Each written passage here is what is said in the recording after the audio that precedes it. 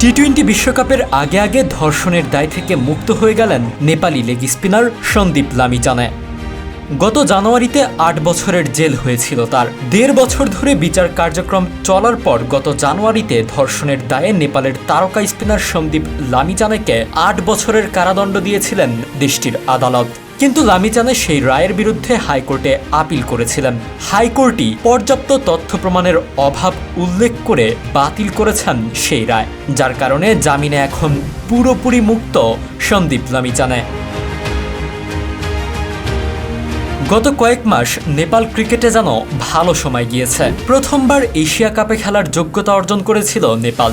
Group পর্বে ছিটকে গেলেও অনবদ্য পারফর্ম করেছে। তেমনি এশিয়ান গেমস, বিভিন্ন দ্বিপাক্ষিক সিরিজেও দুর্দান্ত ক্রিকেট খেলেছে নেপাল। এবার বিশ্ব ক্রিকেটের মঞ্চে সুযোগ।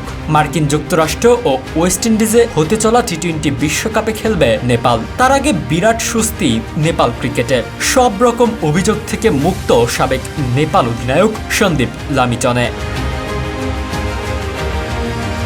এবার বিশ্বকাপ শুরুর আগে নির্দোষ রায় দিয়ে মুক্তি দেওয়া হয়েছে লামিচানেকে। ধারণা করা হচ্ছে লামিচানেকে বিশ্বকাপে খেলাতেই এই সিদ্ধান্ত নিয়েছে দেশটি। জুনে শুরু হতে যাওয়া টি-20 বিশ্বকাপে নেপালও রয়েছে। নেপাল দলে জায়গা হয়নি লামিচানের, কিন্তু 25 মে পর্যন্ত চাইলে দলে পরিবর্তন আনা যাবে। আর এমন একজন ক্রিকেটারকে নিশ্চয়ই হেলায় হারাতে চাইবে না নেপাল ক্রিকেট বোর্ড, কারণ লামিচানের অভিজ্ঞতার ঝুলিতে রয়েছে বিশ্বব্যাপী টি-20 ফ্রাঞ্চাইজি ক্রিকেট খেলার, যেখানে লামিচানে ঘায়েল করেছেন বিশ্বের বাঘা বাঘা ব্যাটসম্যানদেরকে। মাত্র 18 বছর বয়সে প্রথম নেপালি ক্রিকেটার হিসেবে খেলেছিলেন ইন্ডিয়ান প্রিমিয়ার লিগ, যেখানে তাকে খেলতে রীতিমতো পরাস্ত হয়েছেন বিশ্ব ক্রিকেটের বোলারদের জম হয়ে ওঠা বিরাট কোহলি।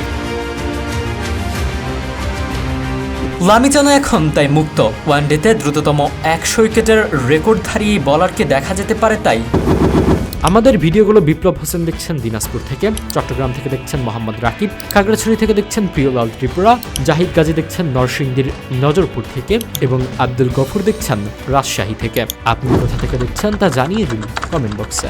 যুক্তরাষ্ট্রের টি-20 বিশ্বকাপেও 2022 সালে 18 বছরের এক তরুণীকে ধর্ষণের অভিযোগে গত বছর আটক হন তারকাই ক্রিকেটার। সে সময় ক্যারিবিয়ান ক্রিকেট লিগ মাতাচ্ছিলেন তিনি, কিন্তু খেলা বাদ দিয়ে তাকে আত্মসমর্পণ করতে হয় কাঠমান্ডু পুলিশের কাছে। এবছরের জানুয়ারিতে কাঠমান্ডু কোর্টে তার 8 বছরের সাজা হয়। লামিচানে অবশ্য জামিনে বেরিয়ে এসেছিলেন, তবে তার দেশ ছেড়ে অন্য কোথাও ঘুরতে যাওয়া পর্যন্ত নিষেধাজ্ঞা ছিল সেদেশের সরকারের পক্ষ থেকে।